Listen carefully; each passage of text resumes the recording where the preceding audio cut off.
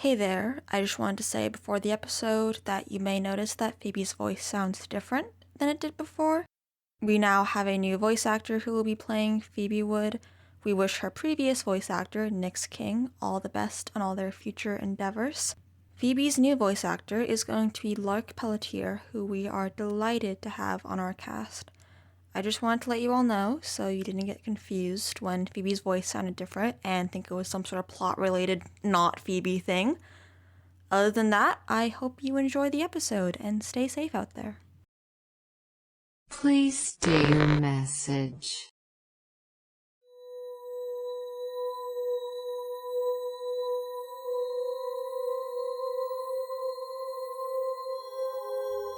Three-Eyed Frog presents The Heart of Ether.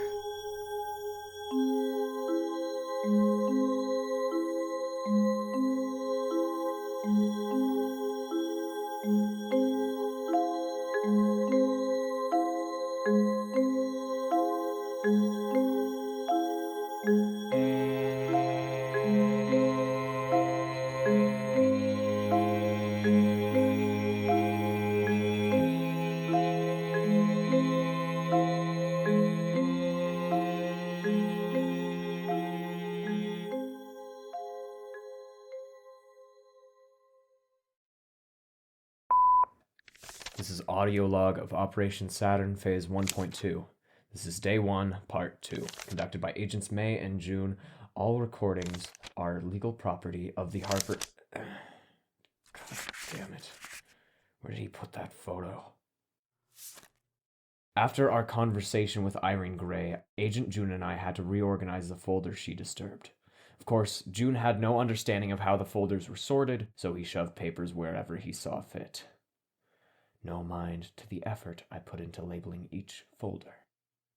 It must be here somewhere. You are not going to believe this, my man. Okay, so this motel is cheap as hell, right? Super dusty, the wallpaper's peeling off, kind of smells like someone's dog died in the lobby. Ooh. Honestly, low-key hope the foundation would have been a little bit more generous with their funds, but also I'm not surprised they stuck us here. I mean, hey, what do I know? Maybe this motel is haunted and they expect us to Ghostbuster the place up.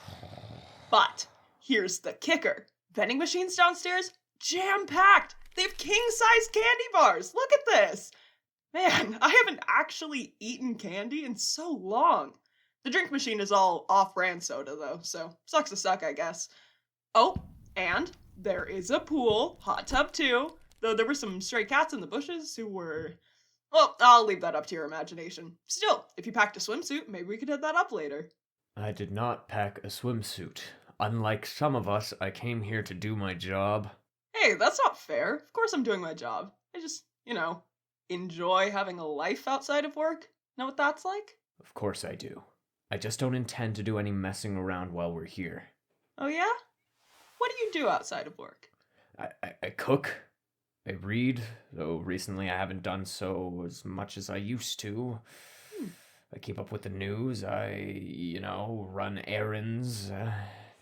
Okay, only half of those things are potentially fun. Not even guaranteed fun, just the potential for enjoyment. What does it matter to you what I do in my free time anyways? Because nobody should be trapped in that miserable cycle where you just do your 9 to 5 until you die, dude. Come on. Alright, how about this? From here on out, my mission within the mission is to get you to do something fun. Got that? You're walking away from here with one new hobby, or so help me. What about our actual job? I'll find the time in between. You just watch. Do you think Irene Gray will come back around? Not sure. She didn't seem too happy with us. I'm just worried she won't agree to work with us after today. I mean, our mission just started and we might have just lost what could have been a valuable connection. I mean, you saw how suspicious she was when we entered her house. It's possible that she knows exactly what it is we're after, and if she's familiar with Valencia's work, well, who knows what she knows. I get what you mean. Though, to be fair, her method was kinda... Pardon? Don't you think it's kinda cruel? Using Rosemary to lure her in? It's clearly a sensitive topic for her, and we just kinda, rip the bandage off of a wound that may or may not have healed properly. You have a point. We were following orders, though. I guess. Speaking of which, what does the Foundation have on the agenda for us next? Plenty to keep us occupied. We're going to be interviewing a woman named Lorelei Foster. We're not trying to bait her or anything like that. This is just an interview. She lives on the outskirts of town, but she used to own Moon Cloves, the only metaphysical store in town. She is also one of the only people who was close to Valencia that is still alive. Gotcha. Would you mind not eating on the bed? Actually, so glad you brought up the, singular bed. What do you plan on doing about that? Haven't thought about it. Say, do you know what happened to that photo we had of the bicycle? Oh, no clue. Ugh. You're avoiding the bed situation, aren't you? You can have it. I'm fine sleeping in the car. Whoa, you sure? I mean, I'm used to uncomfortable sleeping arrangements, trust me. I'll be fine. I just prefer the privacy of the car. Sure. Thank you. For the bed.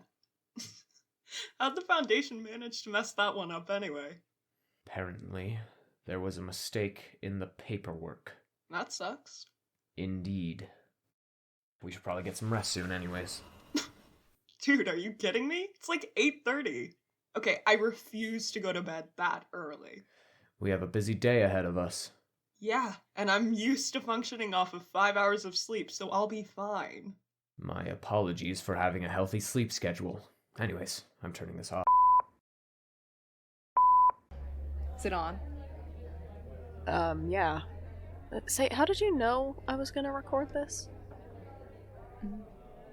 Oh, it was a lucky guess. Just wanted to wait until we were done ordering. Right. How long do you think we'll be here, exactly? I have plans to meet someone back at my house this afternoon. Oh, that's fine. This shouldn't take long. You could technically leave whenever you like, since I'm taking the bill. So. What? No, I'm not letting a teenager pay for my food. How old are you again? You look college age. You're wearing a university t-shirt. Hey, did you live on campus? Maybe you have a meal plan? I mean, you don't look like your parents have monies, but, you know, I could be wrong. Oh, okay, I get it. Thank you for lunch. I guess. Not a problem. So, are you going to explain it? Explain what? The meat thing. Oh, you want to discuss my eating habits? It's kind of rude, you know. I mean, you just ordered your burger, quote, as rare as you're legally allowed to serve it, and then offered me your side. Plus, I've seen what your mom buys at the store for you. Oh, don't preach to me about the ethics of eating a living thing, or whatever. I've heard enough of that, okay? You know, it's not as black and white as you think it is. Look, I may be vegetarian, but it's not like that. I'm not talking from a place of judgment or moral high ground. I just want to know if there's a reason for it. Your meat diet. I'm not human. Well, I think I'm pretty close to human. And don't mix this up with some sort of, like, identity thing. I actually had my gender/identity crisis before my transformation. I actually thought I had myself pretty well figured out before the change. Keyword being thought. There was still this part of me that was desperately trying to be something I wasn't, I think. It led to me becoming something I didn't want to be in a very literal and permanent sense. So, you weren't always like this? Nope. Used to be a person just like you. That is, until I got involved with some heavy stuff. Stuff I shouldn't have messed with, you know. Did a ritual I shouldn't have done, and hey, do you know how it feels, okay, for your insides to be rearranged by some otherworldly force? As if your internal organs are a completed puzzle, but somebody decided it just didn't look right. So they just started jamming the pieces together in an attempt to make a new image? That sounds painful. Obviously. Anyways, I'm doing better now. That was a couple of years ago. The big difference is that now, raw meat is pretty much the only thing my body is good at digesting. I can technically eat other foods, but it doesn't take much before I start getting sick. That sounds... Jeez, I'm sorry. I mean, hey, there are perks to it. I mean, My canines are super sharp, so I kind of look like a vampire if you look hard enough. Oh, I'm also super strong. Like, not pick up your car strong, but I could probably lift this table. Right. Does that answer your question? Yeah. But it spawned like 5 more. Listen, you're not gonna figure all of this out in one day, so don't try to. Seriously, you look really overwhelmed. It's not about making out the whole bigger picture right away. Just focus on, like, the top right-hand corner of it. Right. Okay. I'll let you ask a couple more questions, though. So you did a ritual that shifted your organs around and made you something slightly to the left of human? Mm-hmm. That's correct, yes. Where did that power come from? What made that happen to you? That's a more complicated answer than I think you're ready for. I mean, if you don't even know what ether is, then ether! I don't even see the... God, Valencia had that written somewhere, I think. When I went up to the attic during the... So you do know Valencia? Well, yeah, I'm living in his old house. I know. That house has a reputation, you know, almost as much as the man himself. People take note of things like that. So, ether is the source of your power? Sort of. It's complicated. Ether is the source of a whole bunch of things, but I'm not sure it has any sort of agenda. Is it linked to the mold at all? Or wait, do you even know what the mold is? You mean the spread? Yellow infects people upon touch, kind of has a mind of its own kind of deal. The spread? That's what Dorothy and Valencia called it. They had all sorts of weird names for things. That kind of explains the folk. Do they have a name for what you are? Yeah. Don't like it, though. What is it? The Hungry. That's really the only name there is, though. So, I kind of just have to suck it up. How did you find all of that out? From what I've seen of their research, it's mostly blank. Might want to keep your voice down about the research. People could be listening. What the fuck? The naming conventions are the only part of their research that sort of became common knowledge over time. At least among those who knew what ether was in the first place. I think even that stupid foundation picked up on the names after a while. Dorothy and Valencia never really agreed on how exactly the name should be determined, and they died before they could finally stop having petty arguments over it, so. I knew Dorothy, though, before she died. She helped me figure out my whole situation. She's a much kinder person than Valencia, you know? I've gathered that much. Damn, that means you know more about this than even your own granddaughter. Phoebe Wood? I don't know her that well. I only saw her around the bookstore once or twice. Well, damn, at Dorothy's funeral, obviously. I see. Any other questions? Why did you invite me here? Huh? I mean, why did you invite me to lunch? This, whatever you're involved in, is clearly far bigger than me. Why would you want to talk to me, of all people? You're clever, Irene. Nosy, too. That might cause you some problems later on.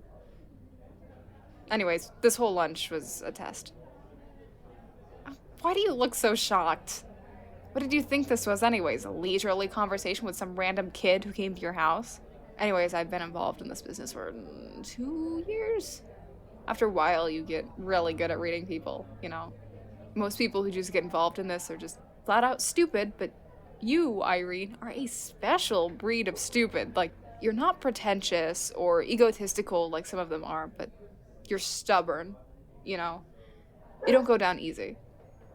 Take that as a compliment. Or don't. I barely know you. What does my word count for? What I'm saying is that you might just be stupid enough to accidentally do something smart. That's the kind of behavior that can save you from getting killed. Am I making sense? Maybe. Great. Anyways, I hate to be the one to break it to you, but you're a little bit in too deep at this point. You were already kind of cursed the moment you were naive enough to move into Valencia's house. There's a reason it was empty for so long, you know. Again, reputation or whatever.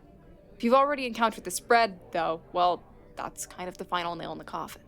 You're in this game whether you like it or not. Calling it a game implies that it's fun. Well, for some of them it is. And who are they? If you learn to shut your mouth, you may never have to find out. But you're not very good at that. Hey! Anyways, you clearly need some help getting your footing in all of this. Wouldn't it be nice to have someone on your side who isn't out of their mind or a murderer? I pride myself in that. You said this was a test? That I did. Did I pass? Yep. The test wasn't to see whether or not I would help you, though. I mean, I planned on offering my assistance regardless, unless you're a complete jerk, but you're not. The test was to see if you could help me. You need my help? I think the waiter has our food. You should probably turn off the recording. Oh, okay. Can you climb up over the... Yep, just, please. Sorry. Thank you. It's not a problem. Will you be able to get down? That should be easier, I think. My legs just hurt a lot if I move too much. It's fine. I'm fine. I'll be fine. Here's your cane. Thank you. Of course. Oh, Irene, I hope you don't mind. I brought someone else. Holly is, We're dating. Oh. Oh! Right, I didn't know you were dating someone, Phoebe. We just started recently. I mean, like, very recent. Well, congratulations. Thank you. So, this is it? Unless he has something hidden beneath the floorboards, then this is all of it. At this point, that wouldn't surprise me. Good point. We're not ripping up my floors, though. This house may have belonged to Valencia, but it's mine now. This looks just like what Grandma Doe has. There's more than just that. Dottler, the heart of ether. None of this is written in code. Irene, have you read any of this? Not yet. I haven't had the time. We found these books when we got cornered. It never got finished. He must have died before he could get around to it. What do you think he planned on doing with these? I'm not sure. Maybe he wanted to make the knowledge more accessible? Hey, have you looked in this box? No. I haven't sorted through everything yet. Why? There's a bunch of undeveloped film in here. What do you think is on it? Hell if I know. Do you have a place to develop film? No. Do you know anyone, Phoebe? No. Sorry. We can try putting an advert out. There's a bulletin board outside of the Open Eyes bookstore. Maybe if we post something, someone will reach out. That's a good idea. I can put my number on it, too. Are you sure that's a good idea? We don't have to say what the film is for, right? It wouldn't hurt to try. I mean, what if Valencia took a photo of something really important? Until we figure out how to read the other research, this may be the only tangible evidence we have. Yeah, about that. We figured out how to read the research. Well, correction, Phoebe did. Actually? That's great news, Phoebe. How are you gonna do it? Well, you see, it's complicated. You might want to sit down? Oh, I guarantee you, nothing can surprise me after the conversation I had earlier. Try me. Well, the reason why the papers look blank is because they're written in a way that the human eye can't read. Everything the two of them researched, it all stemmed from this thing called ether, though I'm not entirely sure what that means yet, other than it's something like a power source. My grandmother in Valencia had special abilities that allowed them to read and write in ways nobody else could understand, as well as do other stuff. So if I want to be able to properly continue their work, I have to do the same thing they did. Acquire those same powers. So, is there, like, a ritual you have to do? You're not freaking out? What did I say? I'll accept anything at this point. It is a ritual, yeah.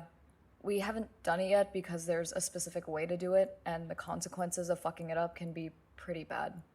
Dorothy left instructions on how to do it. Phoebe's going to be the only one trying to, how do I say this, ascend? Obtain the magic, or whatever it is.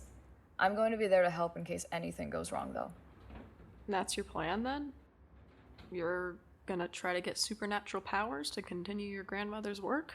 It sounds kind of surreal when you put it that way, but yes? Are you sure that's what you want, Phoebe? I mean, I'm not saying you shouldn't. It would definitely be helpful to have someone who can understand all this stuff, but... But? It's your life. You don't have to do what your grandmother did. This sounds like a really big deal. I mean, is there any way to reverse it once it's done? Not as far as I know. Trust me, we had this conversation. I have my worries too, but... But it's not really a choice. For me, at least. I've thought really hard about it, and I decided that if Grandmother thought I could handle it, then I trust her. I know there's no turning back, but I'm willing to accept the responsibility. Okay, then. That's good. I hope it didn't seem like I was trying to scold you. I just... No, you're fine. Don't worry. I know you're just looking out for me. I appreciate it. Of course. Well, should we get back to the shop and post that ad? That would be a good idea, yeah. Do you mind if I bring this book with me, Irene? Go right ahead. Thanks again. Yep. Let me know how it goes. Are you good? Yep, thank you. Unless you need my help, you can head to the car. I'll be down in a minute. I'll be okay. Thanks.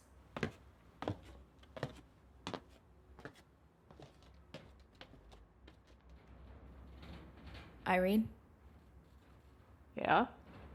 what's your end game here? What?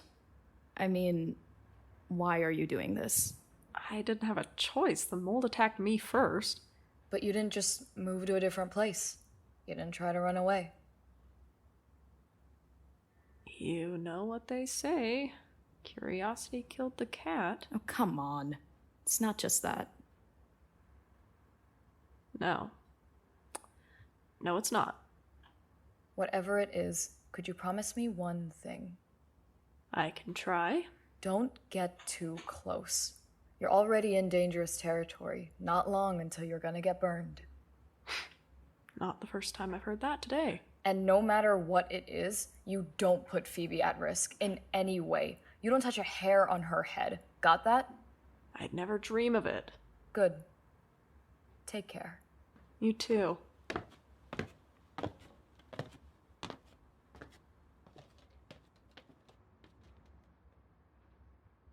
There's one more thing I need to tell you, Rose. When Avery asked me to turn off the recording, it wasn't just because our food had arrived. They said they needed my help with something. You know how they said they were part of a wider, I guess, subcategory of weird? The hungry? They know other people who are like that, and apparently, the hungry are starting to go missing. It's been most prevalent in the Washington area over the past month, but it's been going on across the country for a long time. Avery thinks someone's killing them. One by one. Hunting them down. They asked if I could help figure out what's happening. I agreed. Not sure why. I have no clue how I'm supposed to catch a killer. Guess I'll have to figure it out. I should get going. I have a lot of thinking to do. Talk to you soon. Hey, I know it's late. Trust me, I've tried sleeping, but it just isn't happening.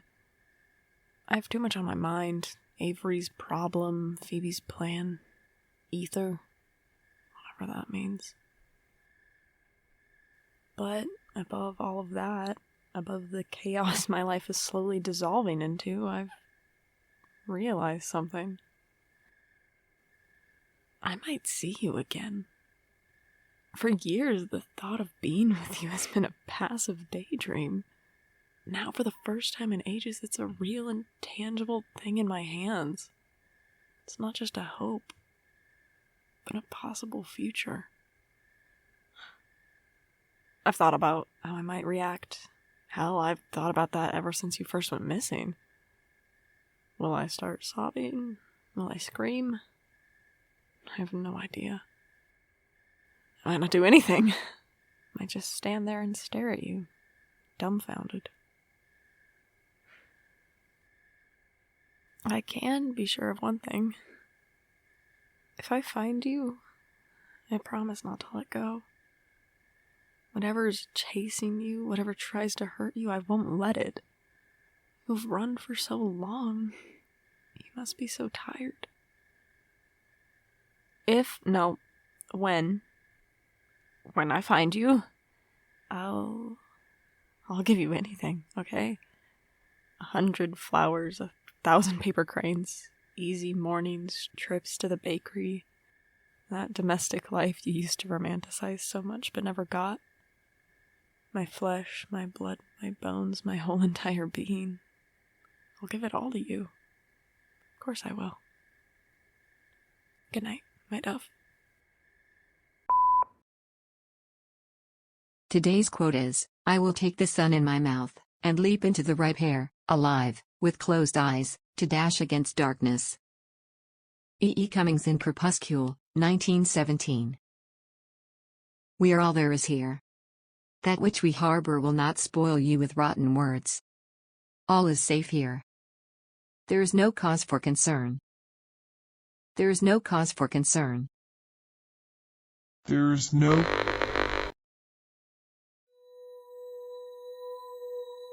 The Heart of Ether is a podcast made by Three-Eyed Frog Presents. It is written and produced by Val West. The voice of Agent May is Kaleb Piper. The voice of Agent June is Jackson Rossman.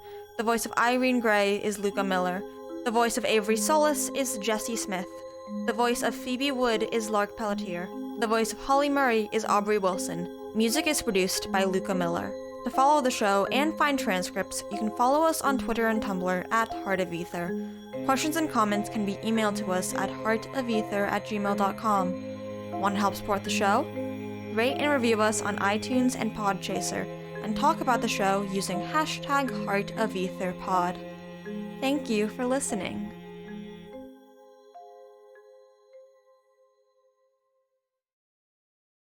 The Station Arcadia podcast tells stories from a dystopian world where dieselpunk, steampunk, cyberpunk, and solarpunk societies all exist side by side. These diverse stories are told through a radio station on a shifting island, and given voice by the station's host, Cassandra.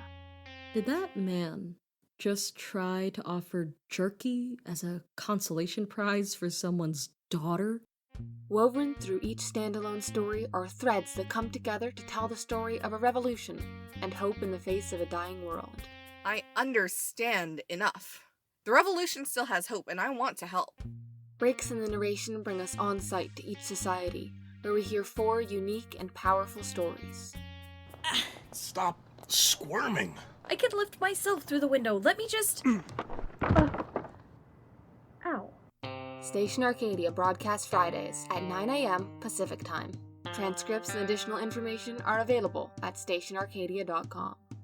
Remember, listeners, stay safe, stay moving, and stick close. You've been listening to Station Arcadia, the promo.